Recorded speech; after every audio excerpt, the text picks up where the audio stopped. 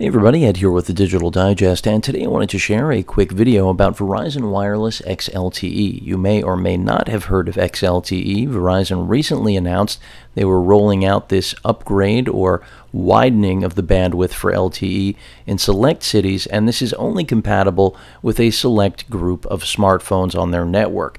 Essentially, any phone pretty much that was a flagship or high-end phone from this past year or that's recently launched. So whether we're looking at something like the S5, the S4, the Note 3, a whole host of phones, the HTC One M8, as well as the Moto X. So there is a pretty broad list. I'll include a link so that all of you that want to know whether or not you're in the right city, at least for this rollout, and have the right device, then you will be aware whether or not you're going to benefit from this brand new enhancement. But you can see right now my download and upload results from the last time I ran this test, and I can tell you results have been varying. After all, this is a brand new rollout.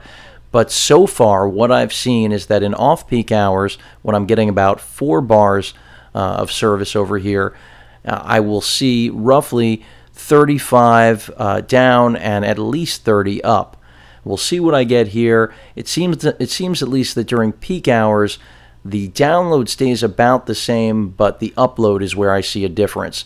But I'm still seeing at least a double from what I saw previously. So that's a really big improvement over previous LTE speeds, which were, at least for here in the States and for most of the world, some of the fastest data connectivity capable devices that you're going to find in any market. So there you have it, 33 down, 8.5 just about up. I'm going to do one more run of this test because, again, as I've mentioned, things do vary, and basically all I can say is that it's night and day compared to what it was. And even if you're not in a market right now where this has started to roll out, eventually you will be, just like LTE has reached the majority of the country. And trust me, you will be glad that you will get access to this next-gen data connectivity. This is ideal for streaming media, eventually 4K content, which makes a lot of sense considering where things are going. Even though right now we're not ready for it at present, this is the beginning.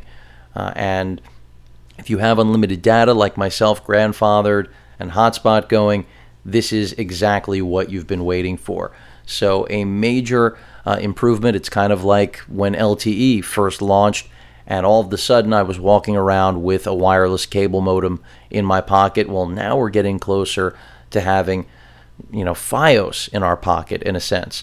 So even though Verizon Wireless may be one of the most expensive carriers out there, and they certainly do a lot of things that I'm not a fan of, no one can really hate on the speeds that they are delivering now with their XLTE.